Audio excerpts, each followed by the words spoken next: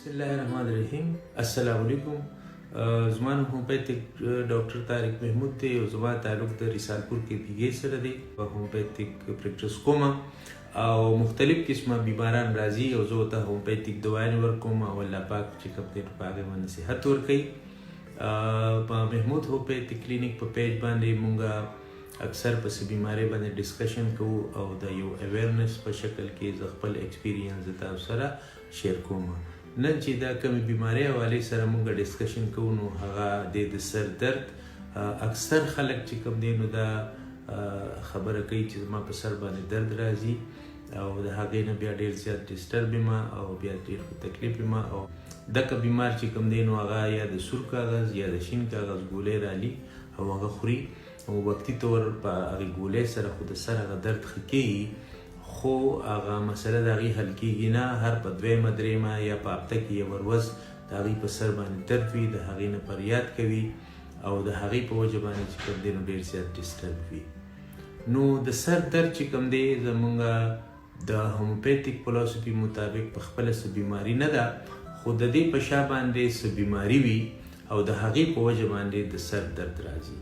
لکه څه ماشومان داسې دي چې دا سکولونو ته ځي د 10-12 کالو په عمر کې د هغې په وجود کې د وینې کمې وي، انیمیک وي او هغوی چې سکول ته لاړ شي یو راشي یا سبق ووایي نو د هغې په سر باندې درد شي نو د هغې په وجه د سر درد وي. هغې دپاره خپل یو طریقه علاج دی، هغه ماشوم ته د هغې مطابق دوايانې استعمال شي نو بالکل هغه سر درد ختم شي. بیا د سور کاغذ یا د شین کاغذ ګولۍ خوړل د ضرورت نه وي.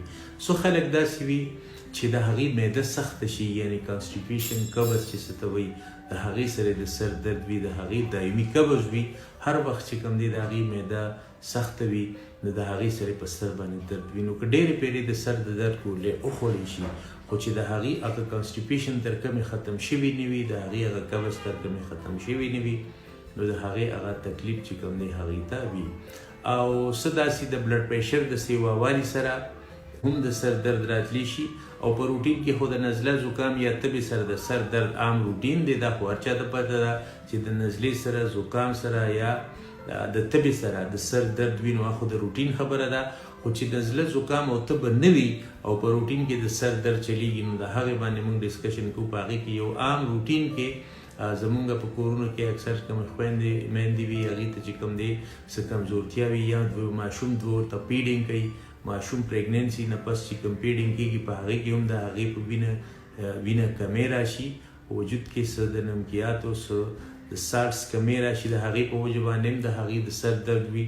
نو یا ستن وخی د هغې ستنې سره یو ورځ 2 ورځې ګزاره کېږي بیا پرې د سر درد راځي، بیا ستن یا ګولۍ خوري او د هغې سره ګزاره کېږي. نو د دې دپاره په هومیوپیتیک کې که دغه ماشومان ته د سر درد راځي، که د بلډ پریشر والا دایمي د سر درد وي او که د نیم سر درد وي نو زموږ په هومیوپیتیک کې د هغې ډېر زیات مکمل او کامیاب علاج شته. تاسو چېرته د یو مستند او قابل هومیوپیتیک ډاکټر نه په دې باندې مشوره اخیستی شئ یا زموږ کلینیک ته راتلی شئ یا موږ ته په وټساپ باندې خپل پوره علامات تاسو راکوی شئ. موږ تاسو ته دواګانې لیکلی شو، تاسو استعمالوی شئ. انشاءالله ستاسو کوم د سر د درد مسله چې کوم ده کوم تکلیف چې دی هغه به الله پاک چې کوم دی د دغې نه ختم کړي.